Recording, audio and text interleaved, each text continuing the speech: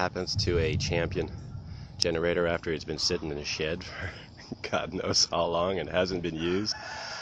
It's been, I don't know, a year, 2 years since I bought this generator. Started on the first pull a while back. Pulled it out today. A friend of mine needs to borrow it, so let's check it out. I got the engine on and fuel's on, and I'm really hoping this thing will. Unbelievable. That is unbelievable. One pull. Well, there she goes. There she goes, up on Loop Road. The Champion 3500.